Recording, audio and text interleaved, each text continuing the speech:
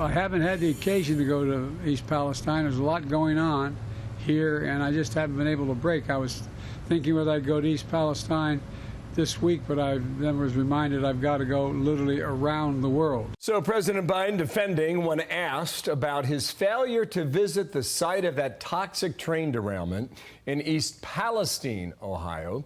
It's been more than 6 months since it happened. It happened back on the 3rd of February. So that's 200 plus days, back at a time when he promised that he would go.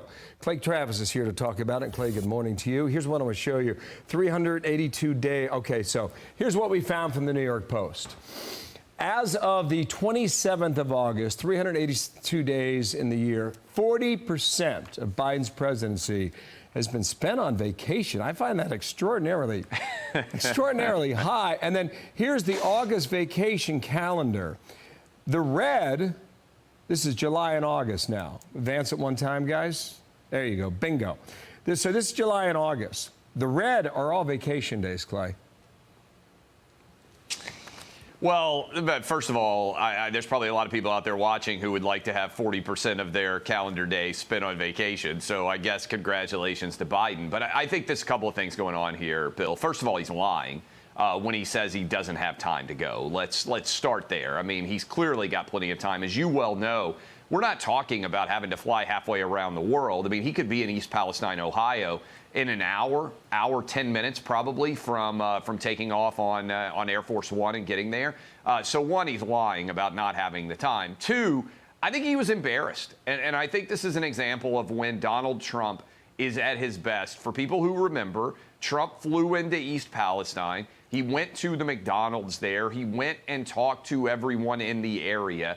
And I think he embarrassed the Biden administration. Somehow Donald Trump can get there from Mar-a-Lago without all the trappings and apparatus of the presidency and go pay attention to the people of East Palestine. And three, Bill, if this were a Democrat stronghold as opposed to a rural red area, Joe Biden would have been there immediately. So he knows he's not going to win Ohio. He knows most of the people in East Palestine are not going to vote for him. They're trying to hide, this is probably number 4 on this list, Bill, they're trying to hide Joe Biden as much as possible. How often do you see the presidential daily calendar have no public events at all?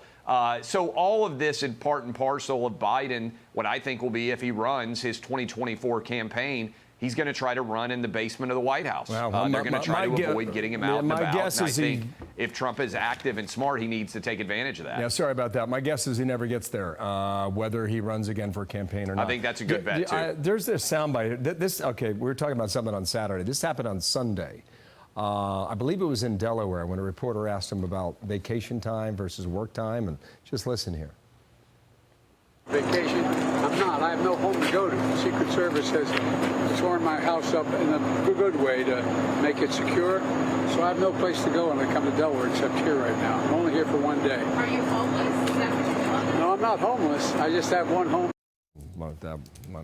You also got the White House. Clay. This is ridiculous. I mean, Biden, to my knowledge, correct me if I'm wrong, Bill, has a multi-million-dollar beach house. He has a multi-million-dollar also private residence that was his primary home. And he has the White House, and he has Camp David.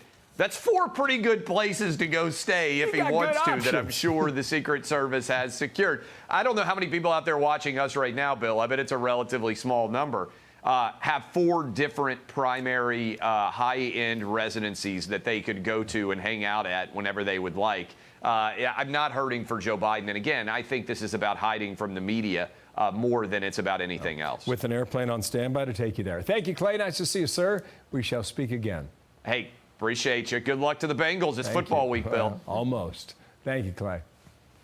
I'm Steve Ducey. I'm Brian Kilmeade. And I'm Ainsley Earhart. And click here to subscribe to the Fox News YouTube page to catch our hottest interviews and most compelling analysis.